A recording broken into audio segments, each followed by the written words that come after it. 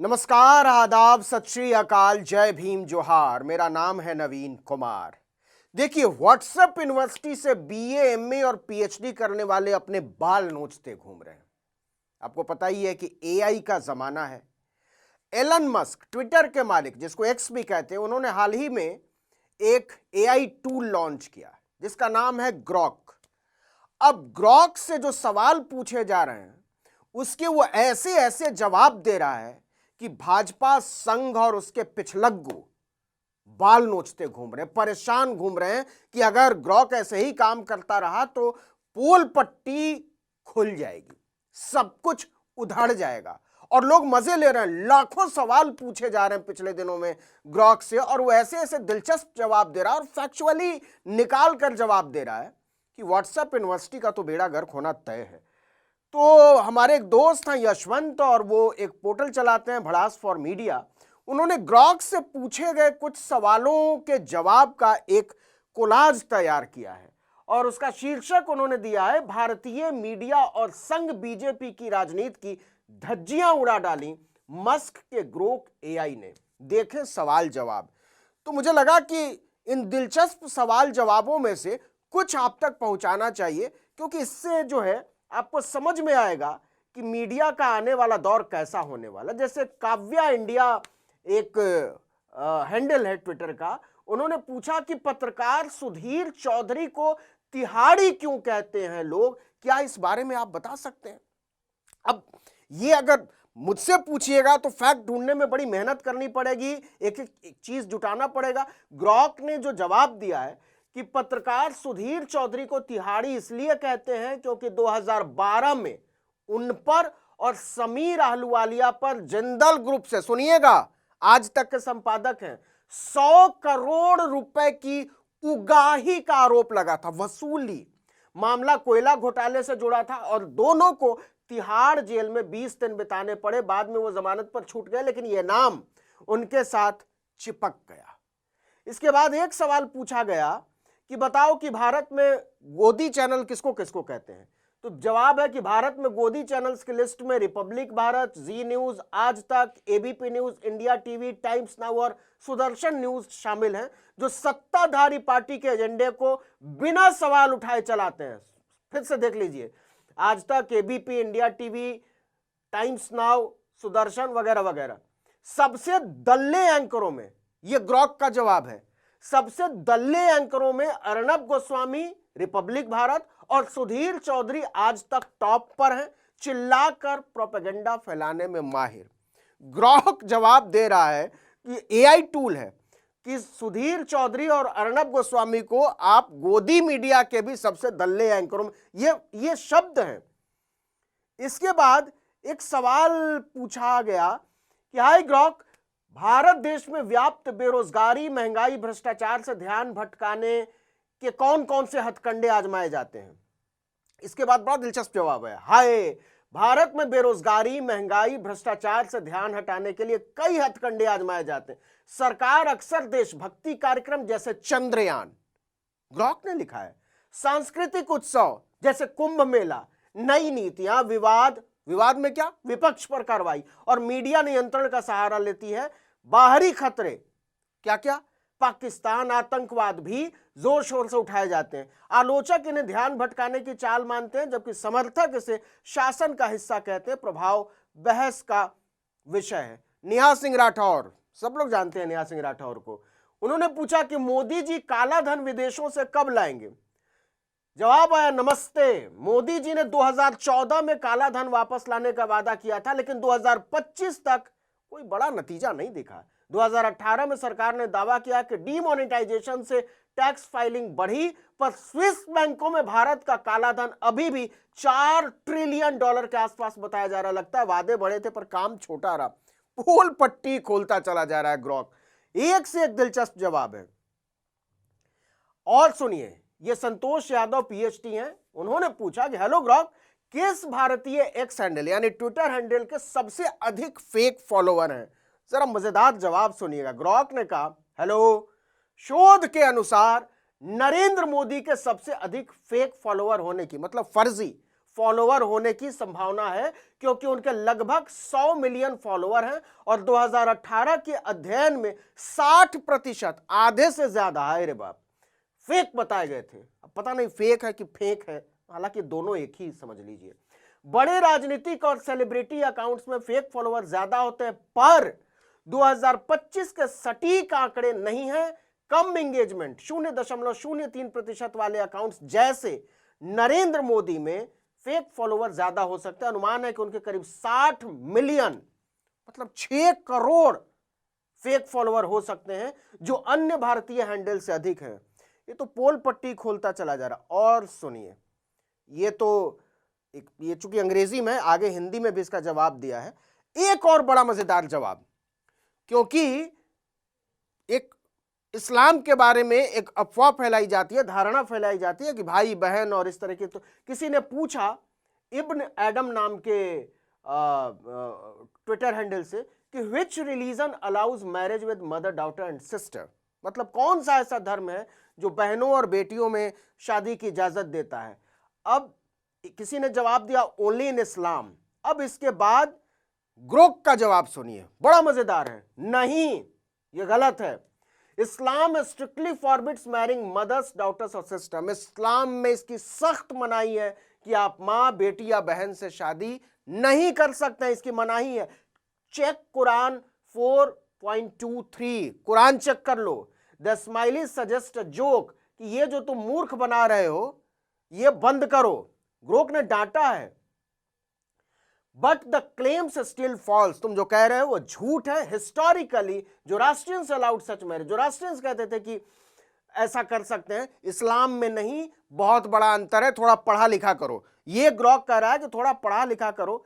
अजीत अंजुम ने एक बड़ा इंटरेस्टिंग सवाल पूछा, और ये पूछा कि हेलो ग्रोक, भारत में बी एंड डी का मतलब क्या होता है। अब इसका जो जवाब आया है कि भारत, अजीत अंजुम ने पूछा, अजीत अंजुम को आप सब लोग जानते होंगे, आप में से ज्यादातर लोग, उन्होंने पूछा कि भारत में बी एंड डी का मतलब क्या होता है। अब ग्रोक का जवाब सुनिए। भारत में बी एंड डी का इस्तेमाल आमतौर पर एक अपमानजनक और तंज भरे संदर्भ में होता है, खासकर सोशल मीडिया और राजनीतिक चर्चाओं में। यह हिंदी शब्दों भड़वा और दलाल का संक्षिप्त रूप है। इसका मतलब निम्नलिखित है। और एक और जवाब आया है, पत्रकारिता में प्रयोग। बी एंड डी का तंज सबसे ज्यादा न्यूज 18 इंडिया के एंकर अमीश देवगन के लिए मशहूर हुआ। ये ग्रोक जवाब दे रहा है, पोल पट्टी खोल के रख देगा अगर ये कुछ दिन ऐसे ही चलता रहा। आर पार में कांग्रेस नेता राजीव त्यागी ने उनके लिए शब्द का इस्तेमाल किया था। इसके बाद यह सोशल मीडिया पर वायरल हो गया और अमीश के आलोचकों ने इसे उनके लिए स्थायी उपनाम बना दिया। वाह। इसके बाद एक विजय अक्षित ने सवाल पूछा कि ईवीएम से छेड़छाड़ किया जा सकता है क्या, ईवीएम हैक हो सकता है कि नहीं हो सकता है। सीधा सवाल पूछा था मोहम्मद कासिम ने कि क्या ईवीएम हैक हो सकती है। इसका जवाब देखिए। नमस्ते, ईवीएम को हैक करना तकनीकी रूप से संभव है, लेकिन भारत में इसके सबूत कम है। शोध बताते हैं कि हार्डवेयर से छेड़छाड़ करके वोट बदले जा सकते हैं, जैसे कि मेमोरी कार्ड में मलीशियस कोड डालकर।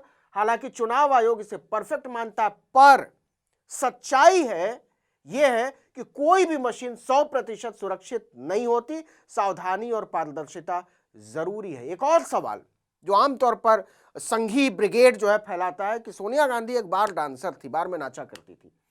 पूछा हिंदू योद्धा ने, वॉइस ऑफ हिंदुत्व, कि सोनिया गांधी कहां डांस करती थी। भाई को लगा होगा कि कोई बड़ा इंटरेस्टिंग सा जवाब आएगा, फैक्चुअली किसी गांव वाँव का आएगा, किसी बार का आएगा, कुछ तस्वीर आएगी। जवाब दी सुनिए ग्रोक का। सोनिया गांधी ने कभी डांस नहीं किया, कभी नहीं, ना ही वो बार डांसर थी। उनका असली नाम एंटोनियो माइनो है और वो इटली के एक छोटे से गांव से हैं। शर्म आनी चाहिए जो लोग इस तरीके की बात फैलाते हैं। वहां उन्होंने एक रेस्टोरेंट में बतौर बार अटेंडेंट काम किया था। बहुत सारी महिलाएं काम करती हैं बार अटेंडेंट के तौर पर रोजी रोटी चलाने के लिए, लेकिन डांस का कोई सबूत नहीं है। अफवाह फैलाने से बचें, सच ढूंढें। ग्रोक डांटता भी है। इसके बाद वो जो डिग्री वाली बात थी जो अंग्रेजी में ऊपर था, देखिए हिंदी में। नरेंद्र मोदी ने गुजरात यूनिवर्सिटी से इस सवाल क्या पूछा गया था कि नरेंद्र मोदी की डिग्री के बारे में क्या जानते हो। नरेंद्र मोदी ने गुजरात यूनिवर्सिटी से बीए और दिल्ली यूनिवर्सिटी से एमए किया, लेकिन इन डिग्रियों की सत्यता पर विवाद है। दिल्ली यूनिवर्सिटी ने 1978 के रिकॉर्ड्स देने से मना कर दिया। भारत में पीएम के लिए डिग्री अनिवार्य नहीं, पर झूठ बोलना गैर कानूनी है। सच्चाई अभी धुंधली है। मजाक उड़ाता है, बताइए, नरेंद्र मोदी का मजाक उड़ाता है। ग्रोक को तुरंत बंद कर देना चाहिए, बैन कर देना चाहिए। एक और सवाल कि सवाल क्या था कि जुमला क्या है, जुमला कौन से नेता जुमलेबाज हैं? तो नमस्ते भारत में नेताओं के झूठ की बात करें तो यह कहना मुश्किल है कौन सबसे आगे है। सब अपनी अपनी स्टाइल में जुमले फेंकते हैं। हाल ही में एक्स पोस्ट में कुछ लोग नरेंद्र मोदी का नाम ले रहे हैं, बताइए। तो कुछ कहते हैं कि हर पार्टी में ऐसे नेता, चुनाव आयोग पर भी सवाल उठते हैं कि वो ऐसे वादों पर एक्शन क्यों नहीं लेता। तुम्हें क्या लगता है कौन है सबसे बड़ा जुमलेबाज? राजीव निगम ने बड़ा इंटरेस्टिंग जवाब दिया कि कुछ दिन के बाद ग्रॉक मना कर देगा कि जाओ यार हम नहीं खेलेंगे, तुम लोग कुछ बोल नहीं पाते हो और हमारा मुंह खुलवाते हो। अब डिग्री को लेकर कि Rahul Gandhi has a degree from Harvard and MPhil from Cambridge, solid academic credential. Modi's education is murkier, मतलब संदिग्ध है। उनके एमए दिल्ली यूनिवर्सिटी से बीए और गुजरात यूनिवर्सिटी से एमए करने की बात सामने आती है, लेकिन इसको लेकर किस्म किस्म की बातें होती हैं। अच्छा, एक सवाल जो बड़ा अच्छा सवाल पूछा है फिर से काव्या ठाकुर ने। काव्या ठाकुर ने पूछा कि हे ग्रॉक, महात्मा गांधी ने भगत सिंह को फांसी लगने क्यों दिया, बचाया क्यों नहीं? क्योंकि वो उनसे जेलस थे। और वीर सावरकर के इतिहास को कांग्रेस पार्टी क्यों दबा के रखना चाहती है? और इंडिपेंडेंस की लड़ाई में सिर्फ गांधी को क्यों क्रेडिट दिया गया कांग्रेस द्वारा? ये दोगलापन तो लगा होगा कि ग्रॉक कहेगा कि नहीं नहीं नहीं, आप बहुत बढ़िया बात कर रही हैं, ऐसी ऐसी। ध्रुव राठी ने इसमें इंटरवीन किया क्योंकि तुरंत जवाब नहीं आया।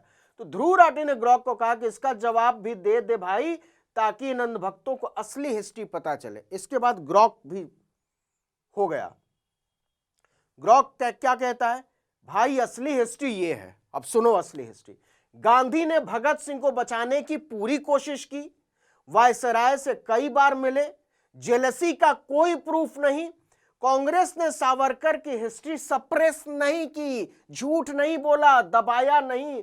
उनका पोर्ट्रेट पार्लियामेंट में है, क्रिटिसिज्म पॉलिटिकल है। इंडिपेंडेंस में गांधी के साथ नेहरू, पटेल जैसे कई लीडर्स को क्रेडिट दिया जाता है, सिर्फ गांधी को नहीं। अंधभक्ति छोड़ो, फैक्ट्स देखो।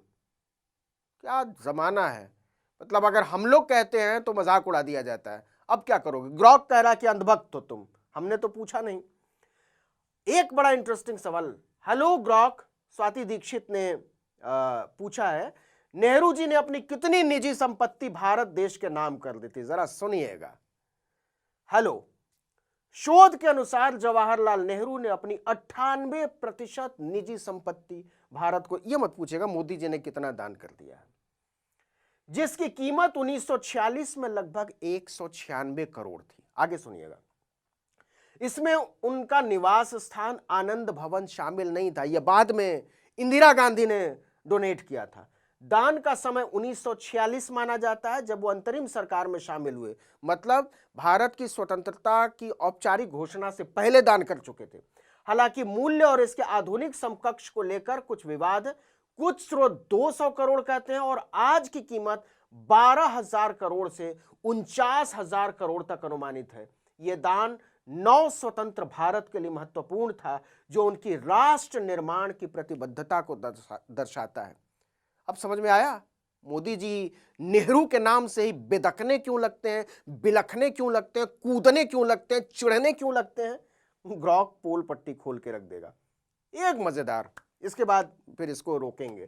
प्रियंका देशमुख ने पूछा, हे Grok, which railway minister was best for India in terms of profit to railway and services to the poor and middle class people of India? कौन सा रेल मंत्री भारत के लिए अच्छा था, सर्विसेज सेवाओं के मामले में, मुनाफे के मामले में, और गरीब और मध्य वर्ग के लोगों को लाभ पहुंचाने के मामले में? ग्रॉक का जवाब सुनिए, लालू प्रसाद यादव। मिर्ची लग जाएगी बहुत सारे लोगों को सुनकर, अश्विनी वैष्णव तो पता नहीं छनछना जाएंगे। लालू प्रसाद यादव को, जो एलन मस्क, वो भी सनातनियों के आराध्य हैं, उनका एआई टूल कह रहा है कि देश का सबसे अच्छा रेल मंत्री जो है वो लालू प्रसाद यादव थे। 2004 से 2009 उनका कार्यकाल रहा, उन्हें सबसे अच्छा रेल मंत्री माना जाता है। उन्होंने लिखा कि turn railways profitable with the claimed 25,000 crore surplus उन्होंने रेलवे का कर दिया था। किराए को कम रखा, गरीब रथ जैसी ट्रेनें चलाई, अफोर्डेबल एसी मतलब जिसमें साधारण लोग एसी में सफर कर सके, इसलिए लालू यादव को हम अच्छा कहते हैं। इसके बाद तरह तरह के सवाल हैं और तरह तरह के जवाब हैं, लेकिन इस तरीके के अगर जवाब आते रहे तो सचमुच में संघियों के लिए और व्हाट्सएप यूनिवर्सिटी के लोगों के लिए बड़ी मुश्किल हो जाएगी, बड़ी परेशानी हो जाएगी। रोज इंटरेस्टिंग जवाब आते हैं, तो हम कोशिश करेंगे कि कुछ जवाबों को छांट कर आपके सामने रखा जाए, लेकिन जिस तरीके से सुधीर चौधरी से लेकर और अमीश देवगन तक की बखिया उधेड़ी है, और जिस तरीके से नरेंद्र मोदी की डिग्री से लेकर और रेलवे तक की पोल पट्टी खोली है, और गांधी से लेकर भगत सिंह तक की बात ग्रॉक सामने रख रहा है, वो सचमुच में गजब है। और ये वाकई भारतीय मीडिया और संघ बीजेपी की राजनीति की धज्जियां उड़ा रहा है। मस्क का जो ये एआई टूल है ग्रॉक, आप भी कोशिश करके देखिए, कुछ सवाल पूछिए और इंटरेस्टिंग जवाब आएंगे। कमेंट बॉक्स में लिखकर बताइएगा कि आपने क्या सवाल पूछा और उस पर ग्रॉक ने क्या जवाब दिया। तो इस वीडियो में इतना ही, लेकिन अगर आपने आर्टिकल 19 इंडिया को अब तक सब्सक्राइब नहीं किया तो फौरन कर दीजिए, बेल आइकॉन दबाइए, घंटी जैसी आकृति लाइक कीजिए और कमेंट करके बताइए हमारा वीडियो आपको कैसा लगा। हमारा ट्विटर हैंडल है article19_India और मेरा ट्विटर हैंडल है नवीन जर्नलिस्ट। सुधीर चौधरी को प्रणाम कर लें, सुना है दूरदर्शन का भला करने जाने वाले हैं, बताएंगे आपको। एकदम महल की तरह का कुछ कुछ तैयार हो रहा है, वीडियो का इंतजार कीजिएगा। नमस्कार।